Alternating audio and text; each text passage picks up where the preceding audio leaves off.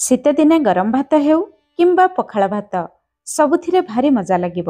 ମୂଳା ଶାଗରୁ ବନେଇବା ଦୁଇଟି ସୁଆଦିଆ ତରକାରୀ। ଭିଡ଼ିଓକୁ ଶେଷ ପର୍ଯ୍ୟନ୍ତ ଦେଖିବା ପାଇଁ ଅନୁରୋଧ ରହିଲା। ଜୟ ଜଗନ୍ନାଥ। ମୁଁ ସସ୍ମିତା ଆପଣ ସମସ୍ତଙ୍କୁ ସ୍ୱାଗତ କରୁଛି ସସ୍ମିତା ଷ୍ଟାର କିଚେନକୁ। ଆଜିର ତରକାରୀ ପାଇଁ ଆମକୁ ମୂଳା ଅପେକ୍ଷା ମୂଳା ଶାଗ ଅଧିକ ଦରକାର। ସେଥିପାଇଁ ମୁଁ 3ଟି ମୂଳାର ଶାଗ ନେଇଛି। ମୂଳା କିନ୍ତୁ କମ୍ ବ୍ୟବହାର କରିବା। ମୂଳା ଭିତରେ ଶାଗ ଯଦି କଷିଥିବ ଆପଣମାନେ ନାଡ଼ ସହିତ ନେଇପାରିବେ। ଯଦି ନାଡ଼ ଟାଣ ହେଇଯାଇଥିବ ନାଡ଼କୁ ବାଦ ଦେଇ କେବଳ ଉପରେ ଥିବା ଶାଗକୁ ନେଇପାରିବେ। ନାଡ଼ ଦେଲେ ତରକାରୀରେ ଖାଇବା ପାଇଁ ଭଲ ଲାଗିବ ନାହିଁ। ଯଦି କଷି ନାଡ଼ ଥିବ ତାହେଲେ ନେଇପାରିବେ। ଏତିକି ଶାଗରୁ ଆଜି ଆମେ 2ଟି ତରକାରୀ ବନେଇବା। ଶାଗକୁ ପ୍ରଥମେ ଗୋଟା ପାଣିରେ ଭଲ ଭାବରେ ଧୋଇ ନେବେ। ତାପରେ ଶାଗକୁ କାଟି ନେବେ। ପ୍ରିୟ ଦର୍ଶକ ବନ୍ଧୁ, ଆପଣମାନଙ୍କୁ ଗୋଟେ ଅନୁରୋଧ, ରେସିପି ପସନ୍ଦ ଆସିଲେ ପ୍ଲିଜ୍ ଭିଡ଼ିଓକୁ ଲାଇକ୍ କରିବେ, ନିଶ୍ଚୟ ଗୋଟେ ସେୟାର କରିବେ। ଚ୍ୟାନେଲରେ ନୂଆ ଥିଲେ ଏଯାଏଁ ସବସ୍କ୍ରାଇବ୍ କରିନଥିଲେ ପ୍ଲିଜ୍ ଚ୍ୟାନେଲକୁ ସବସ୍କ୍ରାଇବ୍ କରିବେ। ଏତିକି ଶାଗ ଆମେ କାଟି ନେଲେ। ଏତିକି ଶାଗରୁ ଆଜି ଆମେ 2ଟି ତରକାରୀ ବନେଇବା। ଗୋଟେ ଜାଗାରେ 2 ମୁଠା ଶାଗ ଆମେ ଅଲଗା ରଖିବା। ଏତିକି ଶାଗରୁ ଆମେ ଆଉ ଗୋଟେ ତରକାରୀ ବନେଇବା। ପ୍ରଥମ ତରକାରୀ ପାଇଁ ଆମକୁ ଶାଗ ଛଡ଼ା ଏଇସବୁ ପନିପରିବା ବି ଦରକାର। ଗୋଟେ ବଡ଼ ସାଇଜ୍ର ମୂଳା, ଗୋଟେ ଛୋଟ ସାଇଜ୍ର ଆଳୁ ମୁଁ କମ୍ ନେଇଛି, ଆପଣ ଅଧିକ ବି ନେଇପାରିବେ। 100 ଗ୍ରାମ ପାଖାପାଖି କଖାରୁ ବା ବୋଇତାଳୁ, ଗୋଟେ ମିଡ଼ିୟମ୍ ସାଇଜ୍ର ବାଇଗଣ, ଗୋଟେ ମିଡ଼ିୟମ୍ ସାଇଜ୍ର ଟମାଟୋ ନଦେଲେ ବି ଚଳିବ, କିନ୍ତୁ ଦେଲେ ତରକାରୀ ଟିକେ ଚଟପଟା ଲାଗିବ। ମୂଳାର ଚୋପା ଛଡ଼େଇ ଆମେ ମୂଳାକୁ ଗୋଲ ଗୋଲ କାଟି ନେବା। ଗୋଲ କାଟିଲେ ତରକାରୀରେ ଦେଖିବା ପାଇଁ ସୁନ୍ଦର ଲାଗିବ, ତା ଛଡ଼ା ବହୁତ ଜଲ୍ଦି ସିଝିଯିବ। ଦର୍ଶକ ବନ୍ଧୁ, ଫେସବୁକ୍ ପେଜ୍ରୁ ଭିଡ଼ିଓ ଦେଖୁଥିଲେ ଦୟାକରି ଫେସବୁକ୍ ପେଜ୍କୁ ବି ଫଲୋ କରନ୍ତୁ।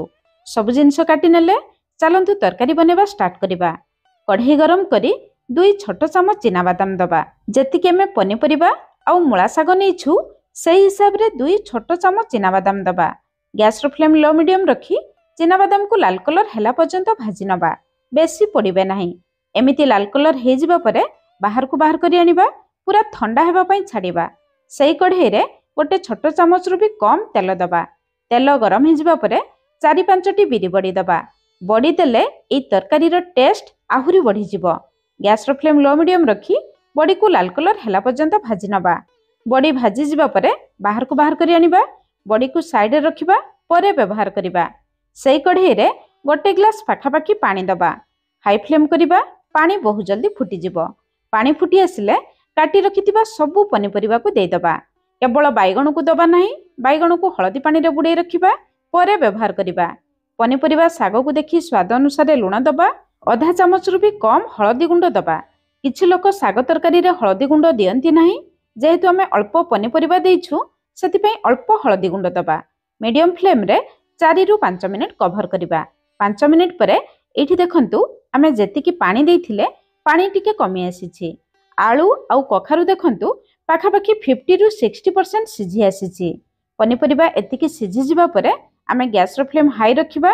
ପାଣି ଯେଉଁଠି ଫୁଟୁଥିବ ସେହି ଜାଗାରେ ବାଇଗଣ ଦେବା। ଏମିତି କଲେ ବାଇଗଣ ଭଲ ଭାବରେ ସିଝିଯିବ ଆଉ କଳା ପଡ଼ିବ ନାହିଁ। ବାଇଗଣ ଉପରେ ଚାରିପଟରେ ମୂଳା ଶାଗକୁ ଦେବା। ମୂଳା ଶାଗ ତରକାରୀରେ ଟିକେ ପିତା ଲାଗେ। ଏହି ପ୍ରୋସେସ୍ରେ ବନେଇଲେ ଶାଗ ଜମା ପିତା ଲାଗିବ ନାହିଁ। ଶାଗ ଦେଇସାରିବା ପରେ ଜମା ବି ଚଟୁ ଲଗେଇ ଘାଣ୍ଟିବେ ନାହିଁ। ଗରମ କଢ଼େଇରେ ଶାଗ ସିଧାସଳଖ ଲାଗିଗଲେ ଶାଗ ପିତା ଲାଗିବ। ଏବେ ହାଇ ଫ୍ଲେମ୍ରେ 2 ମିନିଟ୍ କଭର୍ କରିବା, ଯାହାଦ୍ୱାରା ବାଇଗଣ ଆଉ ଶାଗ ଭଲ ଭାବରେ ସିଝିଯିବ। 2 ମିନିଟ୍ ପରେ ଏଠି ଦେଖନ୍ତୁ ଶାଗ ଟିକେ ଜରି ଯାଇଛି। ଶାଗକୁ ଘାଣ୍ଟିବା ଦରକାର ନାହିଁ। ଏବେ ଆମେ ମିଡ଼ିୟମ୍ ଫ୍ଲେମ୍ରେ ଆଉ 2-3 ମିନିଟ୍ କଭର୍ କରିବା। ସେହି ଭିତରେ ତରକାରୀ ପାଇଁ ମସଲା ବନେଇବା। ଭାଜି ରଖିଥିବା ଚିନାବାଦାମର ଚୋପା ଛଡ଼େଇ ଗ୍ରାଇଣ୍ଡର ଜାର୍ରେ ଦେଇଦେବା। ଗୋଟେ ଛୋଟ ଚାମଚ ହଳଦିଆ ସୋରିଷ ଦେବା। କଳା ସୋରିଷ ବି ଦେଇପାରିବେ। ସୋରିଷ ନ ଦେଇ କେବଳ ଚିନାବାଦାମରେ ଏହି ମସଲାକୁ ବନେଇ ପାରିବେ। 3ଟି ମୁଁ ବଡ଼ ସାଇଜ୍ର ରସୁଣ ନେଇଛି। ଆପଣ ଛୋଟ ରସୁଣ ନେଉଥିଲେ 5-6ଟି ରସୁଣ ଦେବେ। ଅଧା ଛୋଟ ଚାମଚ କଞ୍ଚା ଜିରା ଦେବା। ଅଳ୍ପ ପାଣି ଦେଇ ମସଲାକୁ ଚିକ୍କଣ ଭାବରେ ବାଟି ଆଣିବା। 4-5 ଚାମଚ ପାଣି ଦେଇ ମସଲାକୁ ଚିକ୍କଣ ଭାବରେ ବାଟି ଆଣିବେ।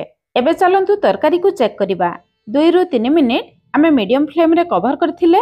ଏବେ ଦେଖନ୍ତୁ ଶାଗ ଭଲ ଭାବରେ ସିଝି ଯାଇଛି, କିନ୍ତୁ ଶାଗର କଲର୍ ପୁରା ଗ୍ରୀନ୍ କଲର୍ ଅଛି। ଏମିତି ରହିଲେ ତରକାରୀରେ ଦେଖିବା ପାଇଁ ସୁନ୍ଦର ଲାଗିବ। ସବୁ ପନିପରିବା ବି ଭଲ ଭାବରେ ସିଝି ଯାଇଛି। ଏବେ ଆମେ ବାଟି ରଖିଥିବା ମସଲାକୁ ଦେଇଦେବା। 3-4 ଚାମଚ ପାଣି ଦେଇଦେବା। ଯେହେତୁ ଆମେ ସୋରିଷ ମସଲା ଦେଇଥିଲେ ଅଳ୍ପ ପାଣି ଦେବା। एबे टमाटो को दबा। टमाटो को छोट छोट करी काटिकी देबे। तरकारी रे बहुत जल्दी सिझी जिवो। गैस रो फ्लेम मीडियम रखिबा। मसला रे जतिकी पानी देथिले पानी बहुत जल्दी सुखी जिवो। एई तरकारी को टिके एमिति लटपटिया रखिबे। लटपटिया रहिले गरम भात रे खाइबा पई भल लागिबो। शेषरे तरकारी को चाखी दरकार मुताबक लुण देई परिबे। एबे आमे तरकारी को गोटे जागा को बाहर करी आनिबा। कढ़ाई को टिके धोई नबा। तापरे तरकारी रे छुंक दबा। तरकारी रे छुंक पई एठी मु 4टी बड़ रसुण 2टी कंचा लंका नेछि। आपण छोट रसुण नउथले 5-6टी रसुण जेतिकी राग खाइबे सेही हिसाब रे देखिकी कंचा लंका नेबे।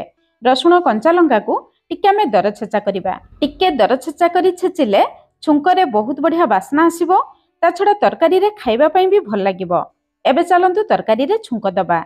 सेही कढ़ाई को आउ थरे भल भाबरे गरम करिबा। तापरे गोटे बड़ चामच सरिष तेल दबा। तेल गरम हो जिबा परे अधा छोट चामच पंचफुटण गोटे सुखिला लंका दबा। पंचफुटण को तेल रे भल भाबरे फुटिबा पई छाडिबा। पंचफुटण कंचा रही गले तरकारी रे पिता लागिबो। फुटण फुटी जिबा परे गोटे मीडियम साइज रो पियाज दबा। गैस रो फ्लेम लो मीडियम रखी पियाज को लाल कलर हैला पर्यंत भाजी नबा। पियाज को बेसी कंचा रखिबे नाही। पियाज कंचा रहिले तरकारी रे खाइबा पई भल लागिबो नाही। पियाज हल्का लाल कलर हे जिबा परे आमे रसुण कंचा लंकार छेचा दबा। छेचा दे सारिबा परे केवल गोटे मिनिट पर्यंत हल्का भाजिबा। रसुण को बेसी भाजिबे नाही किंबा बेसी पोड़िबे नाही, नहले रसुणर बास्ना चली जिवो। तापरे सिझेई रखिथिबा तरकारी को छुंकरे दे देबा। सांगे सांग गोटे मिनिट पर्यंत कभर करिबा, जहा द्वारा छुंकर बास्ना तरकारी भितर को आसी जिवो। गोटे मिनिट परे कभर काढी तरकारी को टिके गळेई नबा। शेषरे भाजी रखिथिबा बड़ी को दबा। बड़ी को शेषरे देले तरकारी रे खाइबा पई भल लागिबो। एबे हम रेडी हे गला सुपर टेस्टी बादाम दिया मूला साग तरकारी। एई तरकारी रो नाम आपण माने कोन रखिबे निहाती मते कमेंट्स करी जणाइबे। तरकारी रे देखंतु साग पनिपरिबा केते सुंदर देखा जाउछि। पनिपरिबा सिझी जाइछि, जम्मा घांटी नाही। तरकारी एमिति रहिले देखिबा पई सुंदर लागिबो आउ खाइबा पई भी भल लागिबो। एबे चलंतु बनेइबा मूला सागरु आउ गोटे सुआदिया तरकारी। एबे एई साग सहित आमे गोटे छोट साइज रो पियाज दबा। गोटे छोट साइज रो आलू दबा। आलू को सरू कोरणा रे करि नेबे। तापरे थरे दुई थर पानी रे धोईकी भल भाबरे चिपुडी की दे देबे। अधा मूला को सेमिति सरू कोरणा रे करि नबा। तापरे मूला रे थिबा सब पानी को चिपुडी की आमे साग रे दबा। आलू मूला रे ध्यान रखिबे बेसी पानी रखिबे नाही। 2टी कंचा लंका दबा। गोटे छोट चामच अदा रसुण रो छेचा दबा। अदा रसुण छेचा नहले करिकी देबे। बेस किछि धनिया पत्र दबा।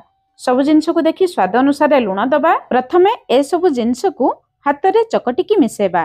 मूला साग टिके टाण थाए, एमिति कले मूला साग, मूला, आलू, पियाज सब भल भाबरे मिसी जिबे। तापरे 2 बड़ चामच चाउल गुंड दबा। चाउल गुंड बदल रे आपण माने कॉर्नफ्लोर नहले आरारूट पाउडर भी दे परिबे। 2 बड़ चामच बेसन देबा।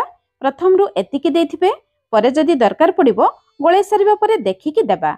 अधा छोट चामच रु भी कम हळदी गुंड, अधा छोट चामच जीरा गुंड, अधा छोट चामच कंचा जीरा दबा।